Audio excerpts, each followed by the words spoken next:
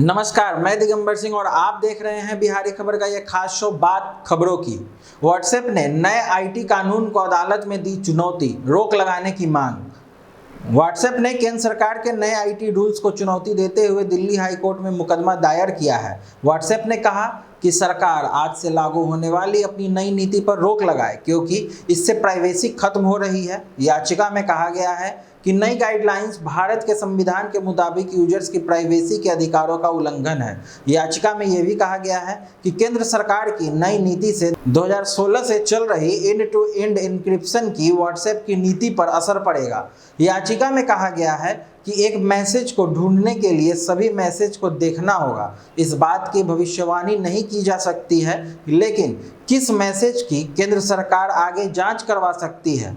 WhatsApp ने कहा है कि केंद्र सरकार की नई नीति सुप्रीम कोर्ट के निजता के अधिकार संबंधी फैसले का उल्लंघन है। बता दें कि केंद्र सरकार ने पिछले 25 फरवरी को नया नियम जारी कर सोशल मीडिया कंपनियों को इसे लागू करने के लिए 3 महीने का समय दिया था। यह समय सीमा पिछले 25 मई को खत्म हो गई। इस नियम के तहत किसी मैसेज के मूल रचनाकार की पहचान का प्रावधान किया गया है। बिहार में कोरोना संक्रमण के 3306 नए मामले। बिहार प्रदेश में पिछले 24 घंटे के दौरान कोरोना संक्रमित 3306 मरीजों को पहचान हुई है। सोमवार को 2844 नए मामले सामने आए थे, लेकिन आज इसमें बढ़ोतरी हुई है। राज्य के स्वास्थ्य विभाग की ओर से जारी हेल्थ बुलेटिन के मुताबिक विगत 24 घंटे में कुल 1,44,105 सैंपल की जांच हुई है। राजधानी पटना में आज मात्र 288 नए संक्रमित की पहचान हुई है, जो राजधानी के लिए अच्छी बात है। प्रदेश के 16 जिलों में 100 से ज़्यादा मरीजों की पहचान हुई है, जबकि 22 जिलों में आज 100 से नीचे से कोरोना संक्रमितों की संख्या रही है। विभाग के अनुसार अब तक कुल 6,55,850 मरीज ठीक हुए हैं। वर्तमान में कोविड-19 के एक्टिव मरीजों की संख्या 35,129 है। बिहार में कोरोना मरीजों का रिकवरी प्रतिशत 94.27 है। आतंकी पकड़ने वाली स्पेशल सेल करेगी टूल किट मामले की जांच। कांग्रेस और भाजपा के बीच चल रहे टूल किट विवाद की जांच दिल्ली पुलिस की स्पेशल सेल कर रही है। खास बात यह है कि यह स्पेशल सेल की वही टीम है जिसे आतंकियों एवं बड़े बदमाशों को पकड़ने की जिम्मेदारी दी जाती है।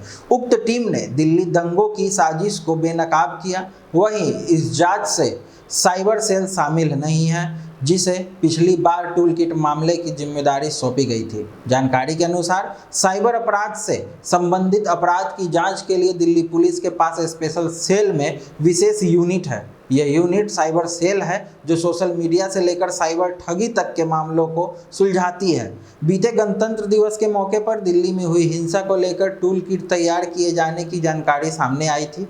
इस मामले में साइबर अपराध और देशद्रोह की एफआईआर दर्ज की गई थी, लेकिन साइबर से जुड़ा मामला होने के चलते इसकी जांच साइबर सेल को सौंपी गई थी। लेकिन इस बार टूल किट मामले की जांच साइबर सेल की जगह स्पेशल सेल की नई दिल्ली रेंज को दी गई है, जो आतंकी और नामी बदमाशों को पकड़ने का काम करती है। इस बार टूल किट की जांच नई दिल्ली रेंज को सौंपी गई है। वहीं एंटी टेरर यूनिट है, इसके डीसीपी फिलहाल प्रमोद कुशवाहा है। यह टीम मुख्य रूप से आतंकियों और शहर के नामी बदमाशों को पकड़ने का काम करती है। यह टीम जेएनयू देशद्रोह मामले की जांच से लेकर दिल्ली दंगे की साजिश का पर्दाफाश करने में शामिल रही है।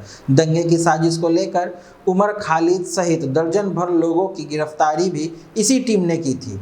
विभिन्न आतंकी और ड्रग्स तस्करों को भी इस टीम ने ही पकड़ा है। इस टीम को अब टूल किट मामले की जांच सौंपी गई है। अभी इस मामले में कोई एफआईआर दर्ज नहीं की गई है, लेकिन स्पेशल सेल की नई दिल्ली रेंज शुरुआती जांच में जुटी हुई है। इस मामले की जांच कर रही स्पेशल सेल टूल किट को लेकर ट्विटर को नोटिस भेज चुकी है। इसके अलावा उनके लाडो सराय एवं गुरुग्राम के ऑफिस में भी नोटिस देने पहुंची थी। पुलिस ने कांग्रेस के 2 नेताओं को नोटिस भेज दिया है, जबकि भाजपा नेता संबित पात्रा से भी पूछताछ की तैयारी की जा रही है। पुलिस सबसे पहले यह जानकारी जुटाने की कोशिश कर रही है कि यह टूल किट फर्जी है या नहीं।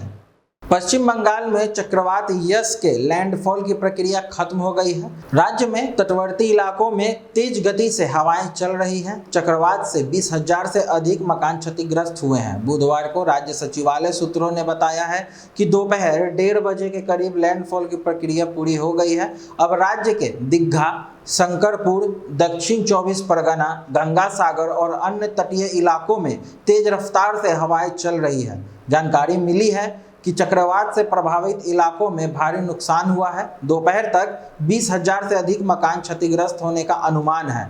अभी तक किसी के हताहत होने की सूचना नहीं है, लेकिन पेड़ और अन्य चीजों की गिरने से कई लोग घायल हुए हैं। चक्रवात के बीच एनडीआरएफ के साथ सेना की टुकड़ी भी राहत और बचाव कार्य में जुटी हुई है। चक्रवात में फंसे 15 लोगों को निकालकर सुरक्षित ठिकानों पर पहुंचाया गया है।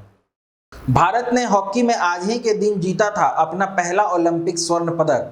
भारतीय हॉकी के इतिहास में आज का दिन काफी ऐतिहासिक है। 93 वर्ष पहले आज ही के दिन 26 मई 1928 को एम्स्टर्डम ओलंपिक में भारतीय टीम ने अपना पहला स्वर्ण पदक जीता था। भारतीय खिलाड़ी मेजर ध्यानचंद ने इसी ओलंपिक से अंतर्राष्ट्रीय हॉकी जगत के सामने खुद का लोहा मनवाया। यहीं से उन्हें हॉकी का जादूगर का नाम भी मिला। मेजर ध्यानचंद ने इस टूर्नामेंट में सर्वाधिक 14 गोल किए। 1928 से 1956 तक लगातार ओलंपिक खेलों में स्वर्ण पदक जीतकर अपनी श्रेष्ठता दर्ज करवाई। इसके अलावा इस ओलंपिक के दौरान पहली बार ओलंपिक मशाल जलाई गई। वह पहली बार प्रतिभागी टीमों के मार्च पास्ट की परंपरा शुरू हुई, जिसमें ग्रीस की टीम ने नेतृत्व किया और मेजबान टीम सबसे पीछे रहे।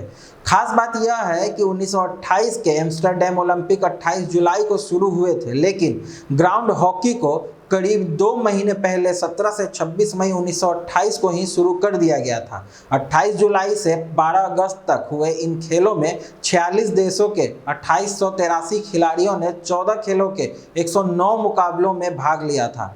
बता दें कि भारत ने हॉकी में कुल 11 ओलंपिक पदक जीते। इनमें 8 स्वर्ण पदक, 1 रजत पदक और 2 कांस्य पदक है। इनमें अंतिम स्वर्ण पदक 1980 में मॉस्को ओलंपिक हासिल हुआ था। आगे की और ऐसी खास खबरों के लिए आप हमसे जुड़े रहें। बिहारी खबर के फेसबुक पेज और यूट्यूब चैनल को लाइक और शेयर करना ना भूलें। धन्यवाद।